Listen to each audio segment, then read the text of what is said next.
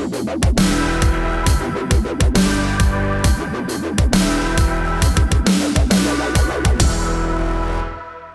rage paranoia superstar Alex Jones is actually maybe a pretty nice guy. That is, if his lawyer is to be believed. Hi, everybody. I'm Steve Green with Bill Whittle and Scott Ott, and this is your right angle on Alex Jones and a very strange sort of custody battle between he and his ex-wife Kelly. Guys, really, I don't want to focus on Alex Jones too much on this segment. He's kind of my jumping off point. But the fact is that he and his ex-wife are locked in this vicious custody battle, and she has told the court now that her ex-husband is crazy. And by the way, he's got custody of the kids right now, but he's just this furious, crazy, dangerous man. He wants J-Lo to get raped. He wants Alec Baldwin murdered, and the kids, their 3 kids, are right there at home where he actually tapes all this stuff. And Alex Jones's attorney has now said in public that Alex Jones is just a character that Alex Jones plays on the radio and TV, and that he's actually, just a perfectly normal human being, which would be a shock to I don't know how many tens of thousands, hundreds of thousands, maybe millions of his fans who pay good money for the angry guy that they think is the real deal. Scott, all of us have public personas if we're doing this on YouTube or BillWhittle.com or really anywhere, and the biggest part, I guess, of your public persona is very, very real. It is your deep and abiding Christian faith. Now, what would it take for you to have your lawyer tell the world that all of that was made up? First of all, I can't afford a lawyer, but it is a fascinating thought to say, look, this guy that you thought was for real is really as real as professional wrestling. I mean, essentially, we're just staging it for your entertainment. So Alex Jones is just another character, like The Rock or something like that. Dude, The Rock is real. Yeah, that's right. But, like that. And I don't think that most Alex Jones fans or Alex Jones haters, if you want to put it that way, are ready for this news. I've got a buddy at work who's constantly coming up to me and telling me what Alex Jones said lately. And I said, listen, man, I don't watch Alex Jones. Why would you? This guy's like a huge progressive, my friend is, and he can't stop watching Alex Jones. So yeah, it is kind of a weird idea. I mean, and it's kind of a flip because when you think about it, like right now, as we record this, there is a race coming to its conclusion for Congress in Georgia. And there, Samuel L. Jackson, the actor, is doing radio ads for the Democrats in that race, okay? And the reason why they got Samuel L. Jackson is because people like Samuel L. Jackson because they've seen him pretending to be somebody he's not. And so his whole reputation is built around that. The reason why, Mark Ruffalo is such a beloved activist is because people like Dr. Bruce Banner, even if they're a little scared of the Hulk. And so we take that whole idea of saying actors are being used as credible spokespeople and flip that around and now say a guy who was viewed as a credible spokesperson by a lot of people may be just an actor. Well, how about that? Bill, I don't want to get too deep into Schadenfreude here, although, gosh knows, I really enjoy that from time to time. But what do you think would happen to BillWhittle.com if you were to state in a court of law, or even just the court of public opinion, that you were actually a Democrat who hated airplanes and Star Trek? No! You can't handle the truth. Well,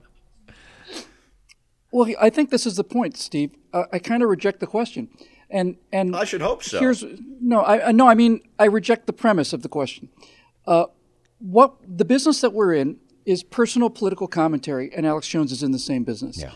And to the degree that we're successful, we are successful because people perceive the underlying personality. That's why Right Angle works so well for me anyway, is that the three of us have the same overarching philosophy, but we come at it from 3 completely different perspectives, and I think that's kind of cool and interesting. So I think I just don't believe the question.